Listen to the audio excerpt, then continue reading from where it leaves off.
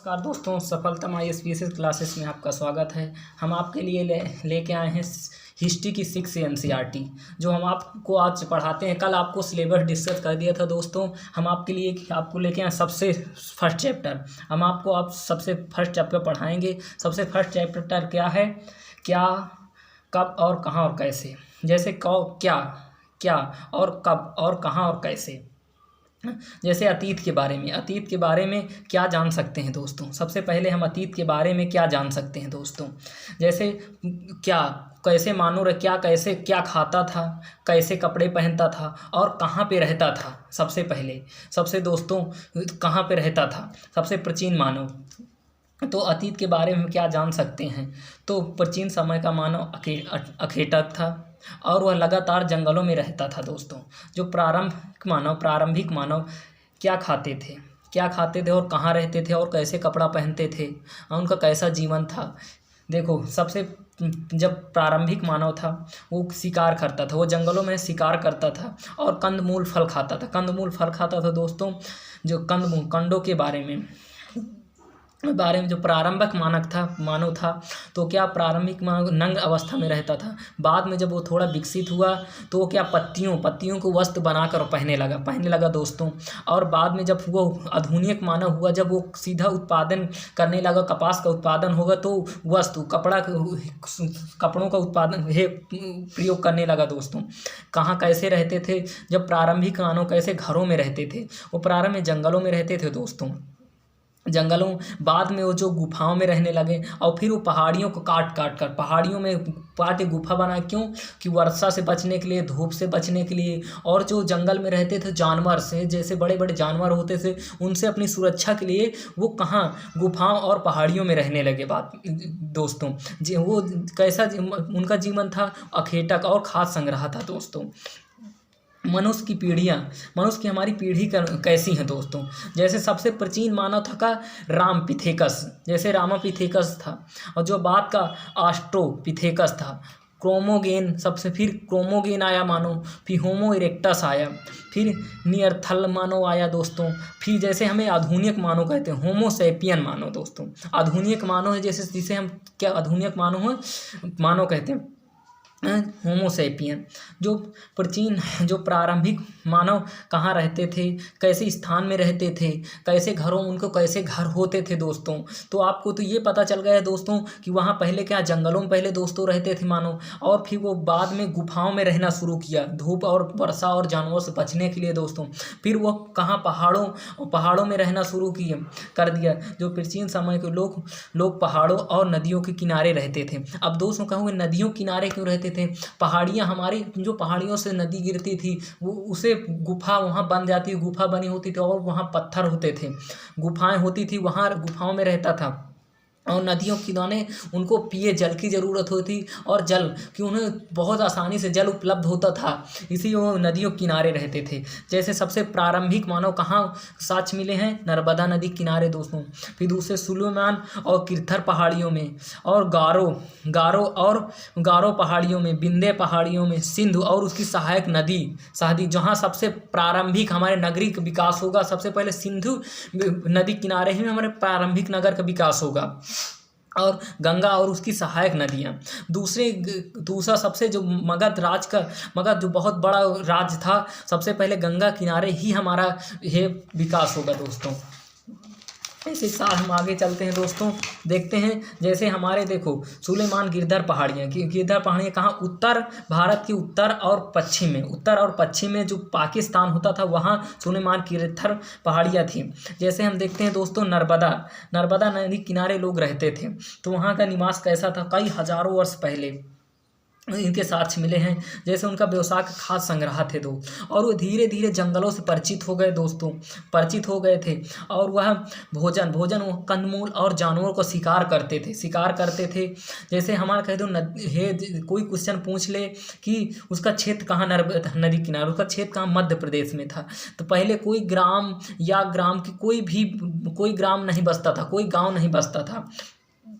यह सबसे पहले हम पाकिस्तान में सुलेमान और किरथर पहाड़ियों में मानव के निवास के साक्ष्य मिले हैं दोस्तों। सबसे पहले क्यों वहाँ मानव जब वहाँ साक्ष्य मिले हैं तो वो 8,000 साल पहले उस क्षेत्र में उत्तर पश्चिम में पाकिस्तान के वहाँ स्त्री पुरुष दोनों फसल उपजाना शुरू कर दिए थे। सबसे पहले किस फसल को उपजाया गया? सबसे पहले जौ के साक्ष्य मिलते हैं, फिर गेहूं के दोस्तों, फिर गेहूं के और जौ के साक्ष्य मिले हैं। गांव का विकास होना शुरू हो गया था। वहाँ जब फसल उपजाना शुरू हुए तो वहाँ फसल का जब ज्ञान हुआ, लोग फसल उपजाने लगे तो वहाँ लोग एक गांव बसा कर रहने लगे। धीरे धीरे आके एक गांव के रूप में बस गया। फिर वहाँ जानवरों को पालन करने लगे, जैसे भेड़ बकरी और गाय बैल जैसे वहाँ पालने लगे दोस्तों। जैसे देखो गारो और विंध्य क्षेत्र में भी लोग रहते थे, वो भी विंध्य क्षेत्र में रहते थे, जिसे उत्तर पूर्व मध्य भारत में पाया जाता। जहाँ कृषि का विकास वहाँ भी हो। सबसे प्राचीन चावल उत्पादन के पहली बार वहाँ विंध्य क्षेत्र से ही प्राप्त हुए। चावल का भी सबसे पहले वहीं से प्राप्त हुए। वहाँ भी गाँव का विकास होने लगा था दोस्तों, क्योंकि वहाँ भी हमारे उपलब्ध होते लगे थे।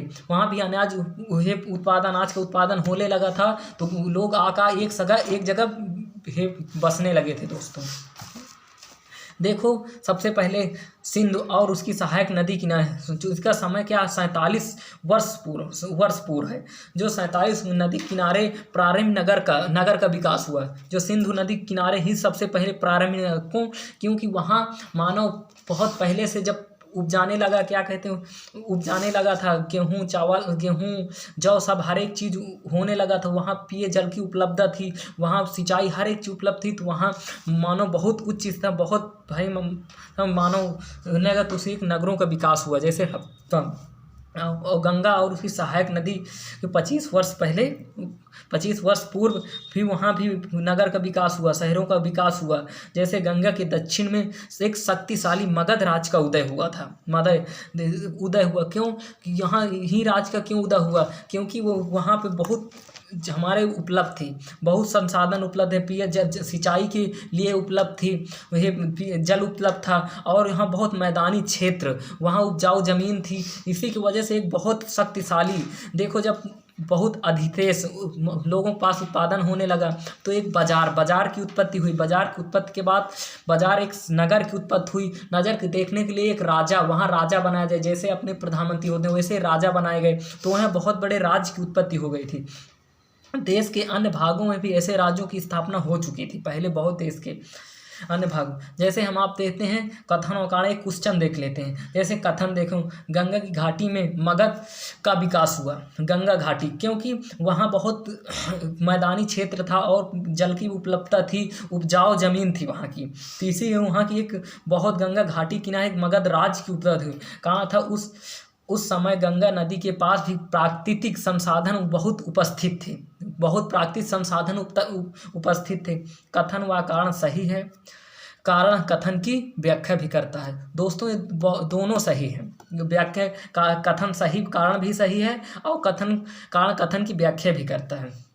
और कहते हैं लोग कैसे रहते थे, लोग यात्रा क्यों करते थे। लोग सबसे पहले काम की तलाश से, और प्राकृतिक आपदा। देखो पहले वहाँ लोग कहाँ रहते थे, नदियों के किनारे रहते थे। नदियों किनारे रहते थे तो वहाँ आपदा आने की बहुत ही संभावना होती थी। बाढ़, सुनामी, वर्षा से भी बाढ़ आ जाती थी। तो एक स्थान से दूसरे स्थान लोगों को जाना पड़ता था, किसी क्षेत्र विशेष के लिए विजय प्राप्त करने के लिए, और कहीं व्यापार करने के लिए भी जाता, कहीं भोजन तलाश में भी बहुत दूर एक क्षेत्र दूसरा क्षेत्र। जब भेड़ बकरी जब पशुपालन करने लगे, उनके भी चारागाह के लिए भी हम यात्रा करने लगे थे। वहाँ जो धार्मिक गुरु थे, धर्म शिक्षा की सलाह के लिए भी वो एक स्थान से दूसरे स्थान जाने लगे थे दोस्तों, जाने लगे। नए स्थानों की खोज बहुत कठिन था। जब वो पशुपालन करने लगे, वो जब चराने जाते थे, वहाँ देख आते थे कि हमारे जीवन यापन के लिए ये स्थान सही है, तब वो एक स्थान से दूसरे स्थान जाते थे दोस्तों। क्योंकि पहले पर्वत थे, पहाड़ थे, रेगिस्तान थी, नदी, सागर, वहाँ जहाँ जाते थे वहाँ, क्योंकि वहाँ जंगल भी उपलब्ध हो और चारागाह भी उपलब्ध हो और वो पिए जल भी उपलब्ध हो, इसीलिए उनको सब चीज़ उपलब्ध हो और वहाँ भी मौसम भी अनुकूल हो। तो ऐसे बहुत कठिनाई थी उनकी यात्रा, नए स्थानों की खोज करने में बहुत उन्हें कठिनाई होती थी दोस्तों। दोस्तों देश का, हमारे देश का इंडिया कैसे नाम पड़ा, इसमें आप उसे हम बात करते हैं कि हमारे देश का नाम कैसे पड़ा। जैसे देखो 25 वर्ष पूर्व ईरानी और यूनानी जो हिंदी जो क्या सिंधु नदी है, सिंधु नदी की संस्कृत भाषा हिंदोस है, हिंदोस का प्रयोग किए उन्हें हिंदोस इंडिया की उत्पत्ति शब्द की उत्पत्ति इंडस से हुई। इंडस वो संस्कृत भाषा है जो क्या हिंदू घाटी की सभ्यता के संस्कृत भाषा उन्होंने क्या और हिंदोस का शब्द इसके पूर्व में से तभी इंडिया शब्द का की उत्पत्ति हुई। इसी के साथ हम विराम लेते हैं दोस्तों। हम लगातार डेली आपके लिए एनसीईआरटी क्लास लेके आते रहेंगे, आप हमारा भी सपोर्ट करते रहिए और छोटे छोटे डेली हम छोटी छोटी क्लास छोटे छोटे कॉन्सेप्ट बताएंगे दोस्तों। इसी के साथ हम विराम लेते हैं। धन्यवाद दोस्तों।